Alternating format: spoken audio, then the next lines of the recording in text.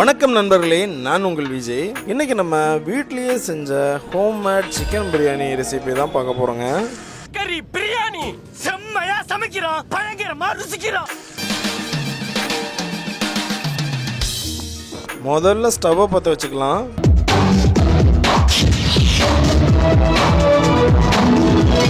அதுக்கப்புறம் குக்கர் எடுத்து வச்சு தேவையான அளவு கடலை எண்ணெயை ஊற்றிக்கலாம். நீ முதல்ல கடலை தானே கேட்ட? ஆமா. அப்புறம் என்ன? இல்ல நல்லெண்ணெயான்னு கேட்ட. எண்ணெய் காஞ்சதுக்கப்புறம் பிரியாணி இலையை போட்டு அப்படியே கிளறி விடணும்.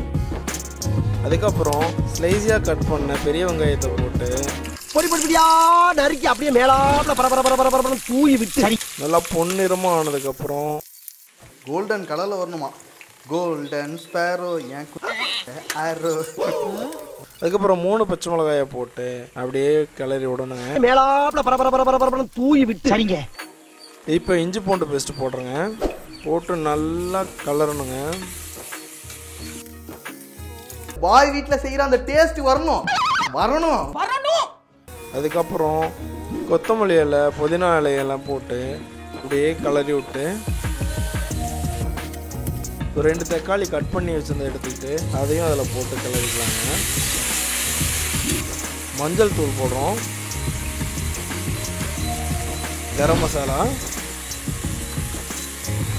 சில்லி பவுடருங்க ஒரு 2 ஸ்பூன், அதாவது தேவையான அளவுக்கு போட்டுக்கிட்டு தேவை உள்ளான்னு தேவையில்லாதான்னு எப்படி தெரிஞ்சுக்கிறது? நீ புடுங்குறது பூராமே தேவையில்லாதான், போய் புடுங்கு போ.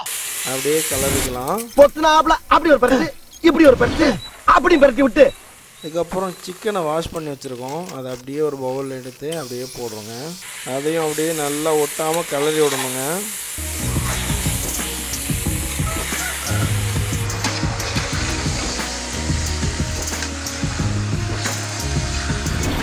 அதுக்கப்புறம் மறுபடியும் கொஞ்சம் சால்ட் ஆட் பண்ணிவிட்டு அப்படியே கலர ஆரம்பிச்சிடலாம்.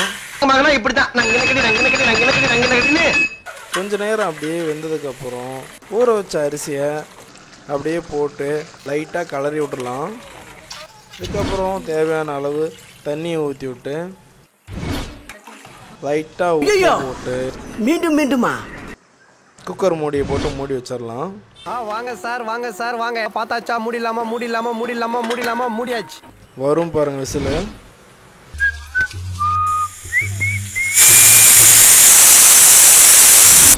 ஒரு 3 விசில் இறங்கினதுக்கப்புறம் அப்படியே ஓப்பன் பண்ணோம்னா கம கமன்னு ஹோம்மேட் சிக்கன் பிரியாணி ரெடிங்க.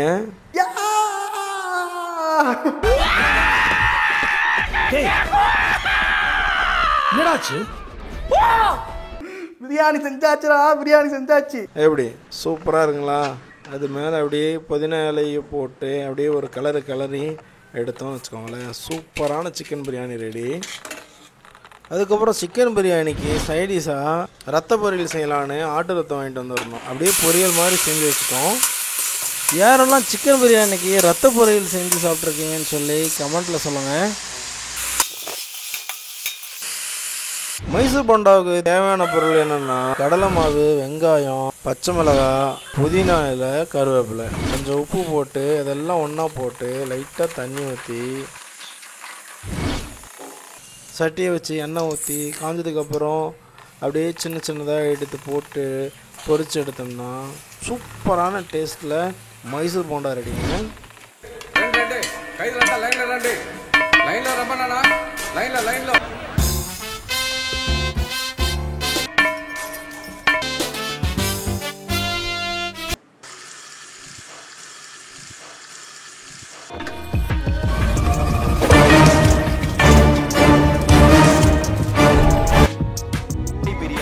ஒரு பிக் பைட் போறோம். இந்தாங்க ஃப்ரெண்ட்ஸ். சரி நண்பர்களே, இந்த வீடியோ பிடிச்சிருக்கோம் நம்புகிறேன். இது போன்ற உணவு சம்பந்தமான வீடியோக்களுக்கு நம்ம சேனலை சப்ஸ்கிரைப் பண்ணி சப்போர்ட் பண்ணுங்கள். மீண்டும் நல்லதொரு பதிவில் சந்திக்கிறேன். அதுவரை உங்களிடமிருந்து விடைபெறுவது நான் உங்கள் விஜய்.